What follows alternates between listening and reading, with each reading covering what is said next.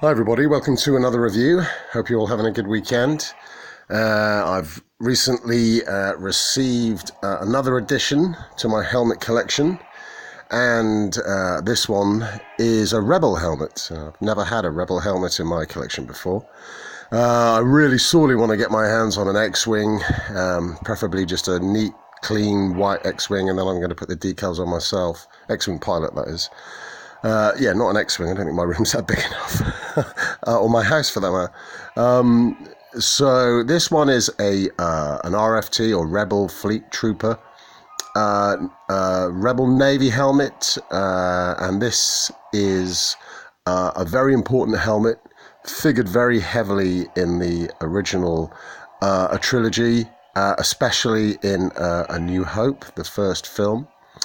And its format, this kind of long, protective fish-tailed back to it, that is featured also in things like the Death Squad Commander helmet, or the politically correct Star Destroyer Commander helmet, and also Rebel technicians and ground crew, Imperial gunners.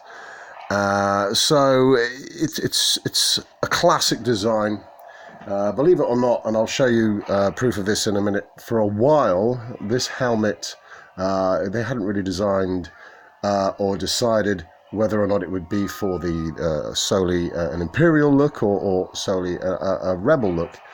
And I think, what they did was they kind of integrated it into both the Imperial forces and the Rebel forces. And that is why you see some quite similar shapes going on. I mean, the general overall flow of the helmet, this kind of aerodynamic curve that it's got, was used, like I said, by the Death Squad commanders and the Imperial gunners. So I'll just turn it around and get a nice... Oh, excuse the polystyrene squeakiness. It is a very, very nice helmet, as I'm saying about all these helmets in all my reviews, but it is. I can't help saying that. It is a lovely helmet. I have seen and handled fan-made helmets before. Not as accurate as this. It's where people normally use existing helmets, Polish Army helmets, things like that, and they did a fantastic job, but I mean, this is the real deal. This is HIPS, high impact polystyrene. Again, sorry for the squeakiness. So you can see the length there of the back of the helmet. This is very distinctive, and it's got the classic chin strap, just like the X-Wing helmets have, to kind of hold it in place and get the steadiness on. And this visor on the front, I always remember watching this as a kid thinking, what is that black bit there? Because, you know, their eyes aren't up there. And basically, at the end of the film, I don't know if you remember, but there are temple guards. And the temple guards are the guys that are basically dressed in green uniforms with long poles, a bit like, you know, a Rebel version of the Imperial Guards, you know, the Emperor's Royal Guards, rather. And this dome on the top, I'll just pull the camera back a bit. This dome on the top comes right down, and that's like a kind of a blast shield. But the Rebel Fleet Troopers at the beginning of the film, they don't have it deployed in the downwards position, so you never really see it like that. Although you do see it at the end of the film in the medal ceremony. I'll see if I can get that up for you, and then we'll have a look at some of the original concept sketches. Okay, so there's one of the temple guards, the same helmet, but like I said, with the visor in the downwards position. And that's a good shot of it there. There's another one, there's another guard over there.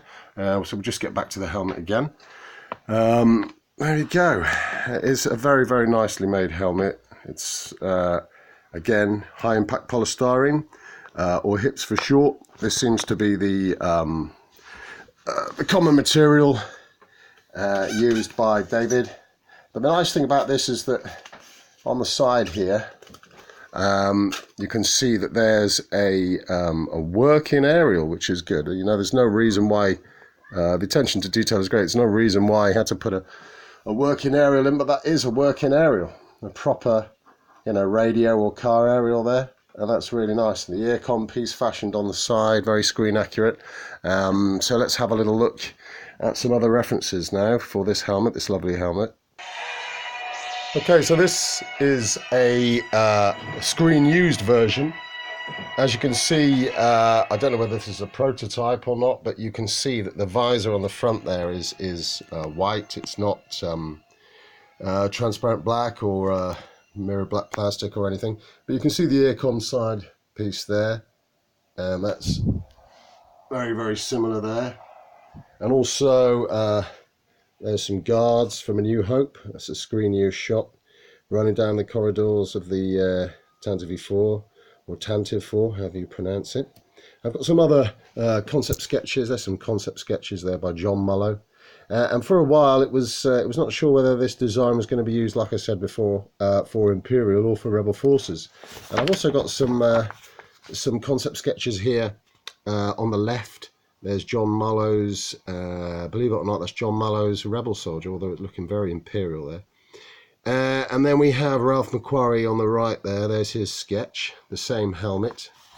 And also, if I just turn a couple of pages back, there's, now look at that, it looks like a TIE fighter pilot, doesn't it? But believe it or not, that's a concept illustration by John Mullo for a Rebel soldier. And then underneath we have, again, more concept sketches for Rebels, with the Rebel Fleet Trooper there in the middle with the distinctive helmet. And then we've got another Rebel, I think that's probably a pilot. And then we've got concept for the Stormtroopers. And this, if you've not seen this book before, this is The Art of Star Wars. This is a fantastic book. And there we are. Look at that. Now you think, oh yeah, that's obviously a concept Imperial helmet, but it isn't. It isn't. It's Rebel pilot helmet by John Mullo. So you can see, or John Mullo rather, and there's a Rebel pilot being dispatched in his Y-wing. So if you get the chance, this is still available. It's reprinted, but this is a lovely book. It's got the entire script from the film and some really, really fantastic storyboards, artwork. And there's the original concept sketch for the Temple Guard. What a fantastic book. Anyway, let's return to the helmet. So I'm just taking it off the tripod and give you a kind of a closer look. All angles. What a lovely, lovely helmet.